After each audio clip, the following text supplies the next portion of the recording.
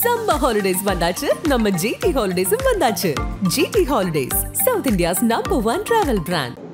அரசியல் கட்சிகள் கொடிக்கம்பங்களை நிறுவுவது, கொடியேற்றுவது என்பது இந்தியா முழுவதும் நடைமுறையில் இருக்கிற ஒரு ஜனநாயக உரிமை. யாரோ ஒரு நபர் போட்ட வழக்கில் நீதிமன்றம் அளித்த தீர்ப்பை வைத்துக்கொண்டு ஜனநாயக உரிமைகளை நசுக்குவது எந்த வகையிலும் ஏற்புடையதல்ல. அதை எதிர்த்து நாங்கள் மேல்முறையீடு செய்திருக்கிறோம். அந்த வழக்கு விசாரணையில் இருக்கிறது. இதை பயன்படுத்தி கொண்டு சில அதிகாரிகள், காவல்துறை அதிகாரிகள், வருவாய்த்துறை அதிகாரிகள் விடுதலை சிறுத்தைகளின் கொடிக்கம்பங்களை அகற்றுவதில் குறியாக இருக்கிறார்கள். பீடங்களை தகர்க்கிறார்கள்.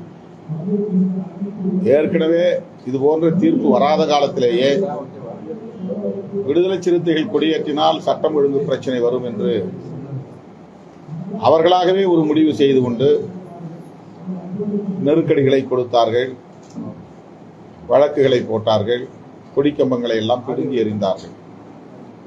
இது தொடர்ச்சியாக 20-30 ஆண்டுகளாக நாங்கள் சந்தித்து வருகிற பிரச்சனை.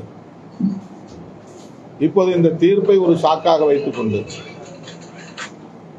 சாதிய நஞ்சு படைத்த, சாதிய உள்ளம் படைத்த சில அதிகாரிகள் வேக வேகமாக இந்த நடவடிக்கைகளில் ஈடுபடுகிறார்கள். அப்படித்தான் சிதம்பரம் பகுதியில் இருக்கிற ஒருவர் அத்தகைய ஒரு நபராக தென்படுகிறார். அவ்வளவு ஆர்வம் காட்டுகிறார். அந்த அடிப்படையில் தான் அம்பேத்கர் சிலையையும் சேதப்படுத்தக்கூடிய ஒரு நிலை ஏற்பட்டிருக்கிறது. அனைத்து கட்சி கொடிக்கம்பங்களையும் அவ்வாறு அப்புறப்படுத்தும் நடவடிக்கைகளில் அவர்கள் ஈடுபடவில்லை. இது ஒரு சார்பான நடவடிக்கை, சாதி அடிப்படையில் மேற்கொள்ளப்படுகிற நடவடிக்கை. தீர்ப்பை காரணமாக வைத்துக் கொண்டு செய்கிறார்கள். இதை மிக வன்மையாக கண்டிக்கிறேன். அந்த அதிகாரி தீர்ப்பை நடைமுறைப்படுத்துகிற ஒரு அதிகாரி என்று கருதாமல் சாதி அடிப்படையில் செயல்படுகிறவர் என்பதை அடையாளம் கண்டு அவர் மீது உரிய நடவடிக்கையை மேலதிகாரிகள் மேற்கொள்ள வேண்டும் என்று நான் வலியுறுத்துகிறேன். தமிழ்நாட்டுக்கு கொடுக்க வேண்டிய கல்வி நிதியை உயர்நீதிமன்றம் கொடுக்கணும்னு சொல்லி, ஆனால் அவங்க பாஜக சார்பாக வந்து மேல்முறையீடு போட்டதா சொல்றாங்க. உயர்நீதிமன்றம் இல்லை, உயர்நீதிமன்றம் வந்து தமிழ்நாடு அரசுக்கு ஆணையிட்டு இருக்கிறது. அதாவது 25% கல்வி உரிமை RTE, அதன் அடிப்படையில் தமிழ்நாடு மாநில அரசு ஒதுக்க வேண்டிய நிதியை ஒதுக்க வேண்டும் என்று ஆணையிட்டு இருக்கிறது. ஆனால் சமக்ரா சிக்ஷா அபியான் திட்டத்தின்படி ஆண்டுதோறும் தமிழ்நாடு அரசுக்கு இந்திய ஒன்றிய அரசு ஒதுக்க வேண்டிய நிதியை ஒதுக்கவில்லை. தொடர்ந்து ஒதுக்கீடு செய்யாமல் தவிர்த்து வருகிறது. இது தொடர்பாக நாம் நாடாளுமன்ற உறுப்பினர்கள் எல்லாம் சேர்ந்து இந்திய கல்வி அமைச்சரை சந்தித்து முறையிட்டிருக்கிறோம். முதலமைச்சர் அவர்களே பிரதமரை சந்தித்து முறையிட்டிருக்கிறார். தேசிய கல்விக் கொள்கையை நடைமுறைப்படுத்தாமல் நாங்கள் இந்த நிதியை ஒதுக்க மாட்டோம் என்று 3-4 ஆண்டுகளாக அதை நிறுத்தி வைத்திருக்கிறார்கள். சில 1000 கோடிகள் இதனால் தமிழ்நாடு அரசின் கல்வித்துறைக்கு வந்து சேரவில்லை. அது தொடர்பாக எந்த நீதிபதியும் கருத்து சொல்லவில்லை என்பது அதிர்ச்சி அளிக்கிறது. தமிழ்நாடு அரசு 200 கோடி அளவில் தான் அந்த நிதியை ஒதுக்க வேண்டும் என சுட்டிக்காட்டியிருக்கிறார்கள். ஏற்கனவே நிதிச்சுமையால் அல்லல் பெற்றுக் கொண்டிருக்கிற நிலையில் இந்த 3-4 ஆண்டுகளாக சமக்ரா சிக்ஷா அபியான் என்ற அந்த திட்டத்திற்கு ஒன்றிய அரசின் உதவி இல்லாமலேயே அதை நடைமுறைப்படுத்தி வருகிற தமிழ்நாடு அரசுக்கு நீதித்துறையை சார்ந்தவர்கள் என்ன தீர்வை சொல்ல இருக்கிறார்கள் என்ற கேள்வி எழுகிறது. என்றாலும் இந்த தீர்ப்பை தமிழ்நாடு அரசு பரிசீலிக்க வேண்டும் என்று நான் கேட்டுக்கொண்டேன். சட்டமன்ற தேர்தல் வருவதற்கு இன்னும் 9 மாதங்கள் தான். இதுக்காட்டியுமே திமுக கூட்டணி கட்சியில் இருக்க கம்யூனிஸ்ட் கட்சிகள் எங்கள் சென்ற முறை 6 தொகுதிகள் போட்டியிட்டோம். இந்த முறை 20 தொகுதி கேட்போம் என்று அவர்கள் கூறியுள்ளார்கள். எங்களுடைய கூட்டணி இல்லாமல் திமுகவால் வெற்றி பெறவே முடியாது என்று கூறியிருக்காங்க. அவங்களுடைய நிலைப்பாடு என்ன, உங்களுடைய நிலைப்பாடு என்ன சார்? கூட்டணி கூடுதல் இடம் கேட்கறது வாய்ப்பு இருக்கா சார்? கம்யூனிஸ்ட் கட்சிகள் என்று சொல்வதை விட மார்க்சிஸ்ட் கம்யூனிஸ்ட் கட்சி அந்த கருத்தை சொல்லியிருக்கிறது.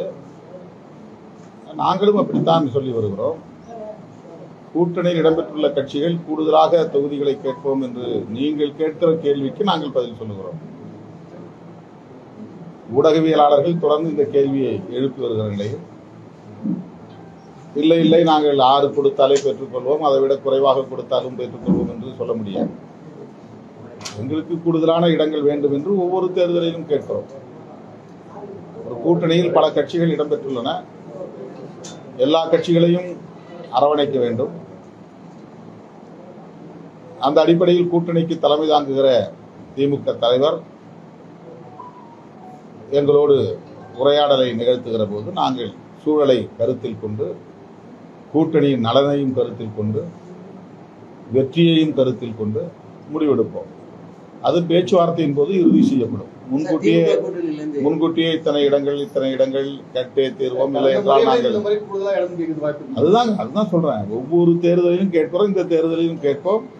அது நிறைவேறாவிட்டால் அப்படின்லாம் ஒன்றும் கிடையாது. நான் இந்த கூட்டணியில் தான் இருப்போம். முடிந்த வரையிலும் கூடுதல் இடங்களுக்காக முயற்சிப்போம். திமுக கூட்டணியில் ஒரு கட்சி என்டிஏ கூட பேச்சுவார்த்தை நடக்குதுன்னு சொல்லி இப்ப தற்போது எல்முருகனும் நயனா நாகேந்திரனும் பேட்டி கொடுத்துருக்காங்க. அதாவது திமுக கூட்டணிக்குள்ள அவங்க சலசலப்பை ஏற்படுத்த முயற்சிக்கிறாங்களாம். அது அவங்களுடைய டிப்ளமேட்டிக் அரசியல் என்று அவங்க அப்படி காட்டிக் கொள்கிறார்கள். அதுக்கெல்லாம் வாய்ப்பே கிடையாது. திமுக கூட்டணியிலிருந்து ஒரு கட்சி கூட வெளியேறுவதற்கு வாய்ப்பே இல்லை. அவங்க அப்படி ஒரு கருத்துருவாக்கத்தை செய்வதாக எண்ணிக்கொண்டு சொல்லுகிறார். சார், விசிகா ஒரு பயத்தோட தான் திமுக கூட கூட்டணியில வச்சிருக்குன்னு எல்முருகன் நேற்று விமர்சனம் பண்ணிருக்காரு. அதை பத்தி கருத்து சார்? அவங்களுக்கு திமுக கூட்டணியை சிதறடிக்க முடியலையேங்கிற கவலை இருக்கு. அதனால வாய்ப்பு வந்ததை பேசுறாங்க. சிதம்பரம் நகரத்துக்கு வேற என்ன புதிய திட்டங்கள் கொண்டு வரது வாய்ப்பு இருக்கு? சிதம்பரம் நகரத்துக்கு எம்பி தொகுதி மேம்பாட்டு நிதியிலிருந்து ஒன்றும் புதுசாக செய்ய முடியாது. நாங்கள் ஒரு எதிர்கட்சிங்கிற முறையிலையும் இந்திய ஒன்றிய அரசு திட்டத்தில் எதையும் நாங்கள் வெற்றிகரமாக சாதிக்க முடியாது. மாநில அரசு நிறைய திட்டங்களை நடைமுறைப்படுத்தி வருகிறது, நிறைய நகரங்களை மேம்படுத்தி வருகிறது. அந்த வகையில் இன்னைக்கு சிதம்பரமும் பார்க்கக்கூடிய வகையிலே மிக எழில்மிகுந்த நகரமாக மாறி வருகிறது.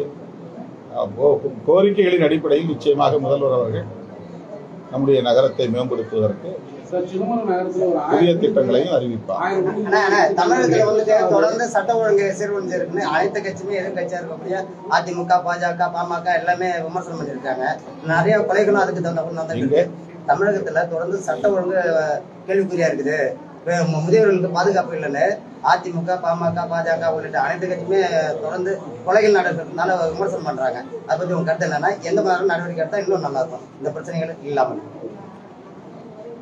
இது போன்ற குற்றங்கள் அவ்வப்போது நிகழவே செய்கின்றன. எவ்வளவு கட்டுப்பாடாக ஆட்சி நிர்வாகம் இருந்தாலும் கூட, விழிப்பாக இருந்தாலும் கூட, இது போன்ற குற்றங்கள் அவ்வப்போது நிகழவே செய்கின்றன. மேலும் அரசு கூடுதல் கவனம் செலுத்தி, சிறப்பு கவனம் செலுத்தி முதியவர்கள், பெண்கள், தலித்துகள், பழங்குடியினர் ஆகியோரின் பாதுகாப்பை உறுதிப்படுத்த வேண்டும். அதற்கு சிறப்பு கவனம் செலுத்த வேண்டும். நான் அடிக்கடி ஒரு கோரிக்கை வைப்பேன். சாதி அடிப்படையிலும் மத அடிப்படையிலும் வன்முறைகள் பெருகாமல் இருப்பதற்கு அத்தகைய சக்திகளை கட்டுப்படுத்தப்பட வேண்டும். அதற்கு நவீன தொழில்நுட்பத்தின் அடிப்படையிலான கண்காணிப்பு அதிகரிக்கப்பட வேண்டும் என்பது இன்றைய தேவையாக உணர முடிகிறது. சார், சிதம்பரம் நகரத்தில் ஒரு 1000 வீடுக்கு மேலே 8 வருஷத்துக்கு முன்னாடியே இடிச்சிட்டாங்க. அவங்க மாற்று இடம் கொடுக்குறாங்க, இன்ன வரைக்கும் கொடுக்கல. ஆனால் எல்லா கட்சியும் நிறைய பேர் போராடிட்டு இருக்காங்க. இப்போ உங்க சிதம்பரம் எம்பியா இருக்கிற நீங்க போராடினா அந்த மக்களுக்கு ஏதாவது ஒரு ஏற்கனவே மாவட்ட ஆட்சித்தலைவரிடம் இது பற்றி நாங்கள் விரிவாக பேசியிருக்கிறோம். மீண்டும் பேசுவோம், வலியுறுத்துவோம். பாமக மற்றும் மோதல் பற்றி உங்களுக்கு கருத்து என்ன? அவங்க உட்கட்சி விவகாரம், நான் கருத்து சொல்றது என்ன இருக்கு?